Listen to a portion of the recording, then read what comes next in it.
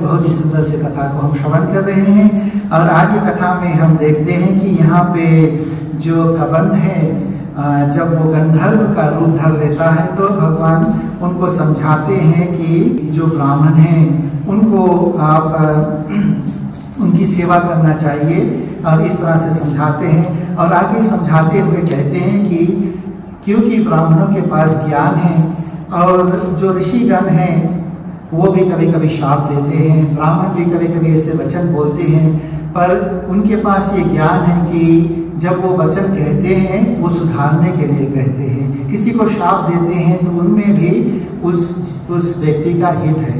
तो इसलिए कहते हैं यहाँ पे समझाकर कि कबंध से कि आपको शाप मिला था क्योंकि आपके उद्धार भगवान के हाथों होना था, इसलिए यहाँ पे इस तरह से समझाकर कहते हैं। और उनके जो निज धर्म है उसको समझाते हैं और कहते हैं कि भगवान के चरणों में उनके प्रीति देखकर उनको बहुत प्रसन्नता होती है। और जो गंधर्व है इस जो वाक्य है उनको समझकर सुनकर भगवान में प्रीति रखकर और फिर आकाश के मार्ग से उनका सद्गति हो जाता है। फिर आगे यहाँ पे कहते हैं कि भगवान अभी तक जो भगवान के पास जाते थे उनके उद्धार करते थे, पर यहाँ पे हम देखते हैं कि भगवान जाकर लोगों का उद्धार करता है। तो हमने देखा कि गिरिराज जो है जटायु है उसके पास जाकर भगवान उनको उद्धार किया, जो कबंध है उसके पास जाकर उद्धार किया। अब भगवान फिर वहाँ से चलते चलते जाकर शबरी के घर में आते हैं। और शबरी जो है वो भी जिस तरह से भैया ने पहले समझाया था कि जो गुरु जी हैं, जो शबरी के गुरु जी है, जो मतंग जी है, उन्होंने उनको आशीर्वाद दिया था कि एक दिन भगवान आपकी कुटिया में आकर मिलेंगे। तो जब शबरी रोज सुबह उठकर इस आशा से रास्ते में फूल बिछाती थी, विश्वास से, श्रद्धा भक्ति से, विश्वास से यही करती थी कि एक दिन भगवान जरूर आएंगे। तो यहाँ पर ऐसा होता है कि भगवान उनके कुटिया में जाते हैं और जब भगवान आते हैं तो मुनि के जो वचन स्मरण होता है कि किस तरह से मुनि ने हमें आशीर्वाद दिया था।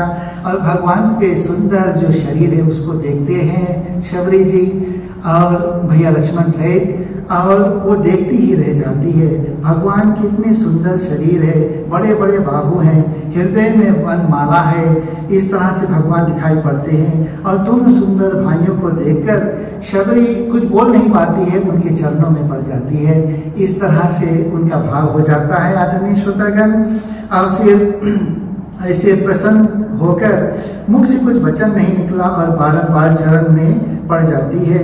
और अपने आंसू से, जो खुशी के आंसू शबरी के थे, उसी से भगवान के चरण वो धुल जाता है।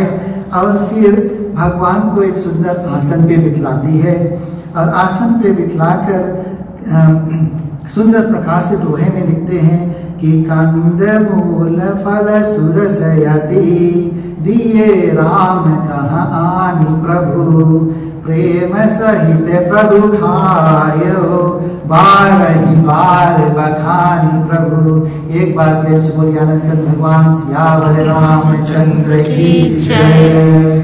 तो शबरी है वो रोज भगवान के लिए वन में जाकर चक्कर मीठे मीठे फल को लेकर आती थी और उसे रखती थी। तो वही फल अभी भगवान को परोसती है। और भगवान उसके जो भाव है, कहते हैं कि भगवान है वो भाव देखते हैं सभी के, और उसके मन में जो सुंदर भाव है उसे देखकर भगवान जब खाते हैं तो उनको बहुत ही स्वाद लगता है।